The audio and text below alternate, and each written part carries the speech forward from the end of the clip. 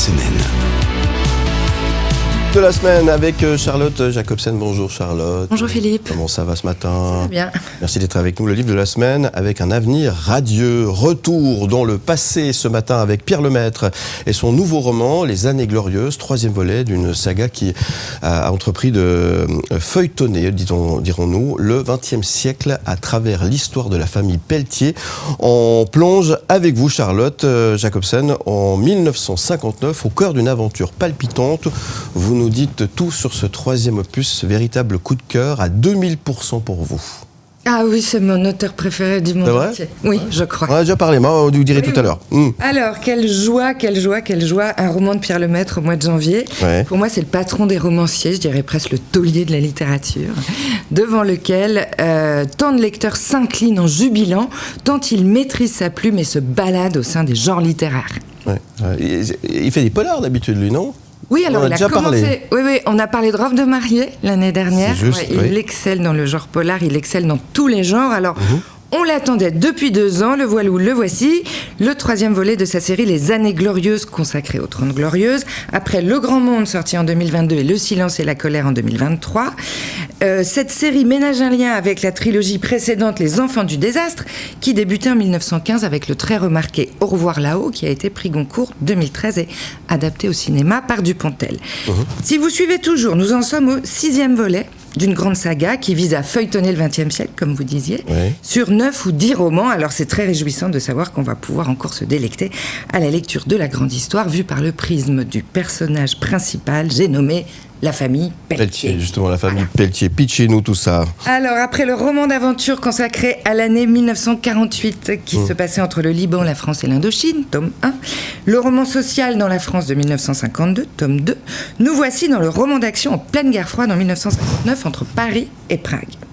Jamais depuis 1945, le risque d'un nouveau conflit mondial n'a été si menaçant, et c'est dans ce contexte historique que la famille Pelletier est mise à l'épreuve, car l'un de ses membres se voit conduire une mission dangereuse derrière le rideau de fer au nom d'une valeur morale qui lui fait prendre des risques considérables.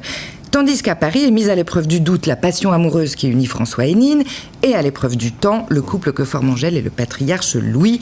Il sera aussi éminemment question de l'enfance avec les personnages de Colette et Philippe, qui vont chacun à leur manière et ensemble devoir faire preuve de résilience face au traumatisme qui jalonne déjà leur si courte vie. Il sera aussi question des pères et de leurs fils, des espoirs déçus, des liens familiaux indéfectibles, même au cœur de la tourmente. Bref, les Pelletier traversent l'histoire avec un grand H, qui elle-même permet au romancier d'analyser finement, à travers les péripéties qu'elle impose, toute une époque et son climat social d'un côté, de l'autre côté, tous les rouages émotionnels à l'œuvre au sein d'une famille dysfonctionnelle, comme elles le sont à peu près toutes. Mais toutes n'ont pas une Geneviève. Ce personnage d'abord secondaire dans la saga, épouse de Bouboule, le fils aîné, qui, de roman en roman, prend une place de plus en plus prépondérante tant Pierre Lemaitre semble s'amuser à construire le caractère de Geneviève, personnification de la bêtise, de la méchanceté et du vice pur.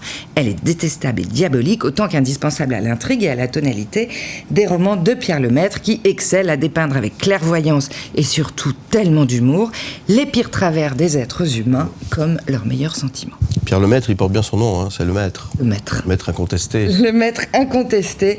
Le lectorat court après, parce que, au-delà du fait qu'il se renouvelle chaque fois avec génie, on est face à du grand roman populaire, façon Zola, Balzac, Dumas, version moderne. Ici, on notera la référence au grand roman d'espionnage de John le Carré. Le romanesque est avec Pierre Lemaitre porté à son paroxysme. Rebondissement, suspense, mystère, menace, surprise, double jeu. Parce que la famille Pelletier, ce personnage collectif, c'est toutes les familles. C'est celle d'une époque, avec la nostalgie de ce qui n'est plus. On est plongé au cœur du roman avec le téléphone filaire, le courrier des lecteurs, les échoppes de Paris, les premières émissions de radio de nuit, la télévision, les reportages grand format, les grossesses sans échographie, le journalisme sans internet. Et puis c'est aussi toutes les familles d'aujourd'hui en prise avec les ambitions, les conflits, les jalousies, les mensonges, les secrets, les non-dits, mais aussi les affinités, la solidarité dans l'adversité, la constance des attachements, la force psychologique qui solidifie la base de toute société. Ouais, on voyage un petit peu dans le temps, puis on se rend compte que tout fout le camp, quoi. Voilà. Mais avec style. Avec style, s'il vous plaît. Mais avec style, parce qu'il y a une telle joie d'écrire, de décrire et de construire chez Pierre Lemaitre qu'il provoque en retour ce que j'appelle vraiment une griserie de lecture. À la manière des feuilletons journalistiques d'autrefois, les lecteurs sont tendus vers la suite de chapitre en chapitre et de livre en livre. Même si tout n'est pas vrai, tout semble vrai. Là réside le génie de cet auteur. Il parvient par la fiction à faire passer pour réel et présent ce qui est inventé et passé. L'illusion romanesque est tout simplement parfaite parce que le projet est documenté, réinventé avec talent et que l'ambition est immense. Donc on ne peut souhaiter que longue vie à cette famille Pelletier qui va nous manquer avant la sortie du prochain tome. Il va falloir attendre encore presque 1 an ou 2. J'envie les lecteurs qui ne connaissent pas encore Pierre Lemaitre et qui vont pouvoir en attendant lire ces 6 tomes. Voilà. Pour conclure, on aimerait être comme ce chat, Joseph, l'un des doubles de l'auteur lui-même, qui se promène au fil des romans avec l'air de savoir à quoi s'en tenir. Alors, monsieur Lemaitre, s'il vous plaît, faites au plus vite, car vous êtes indispensable au paysage littéraire français. Merci. Voilà. Merci beaucoup, Charlotte. Oui. Alors je voulais aussi mentionner, puisqu'on est partenaire du livre sur les quais, faire mention rapide de la rencontre littéraire qui va avoir lieu au Beau Rivage Palace le 2 février, et il faut s'inscrire avant le 30 janvier.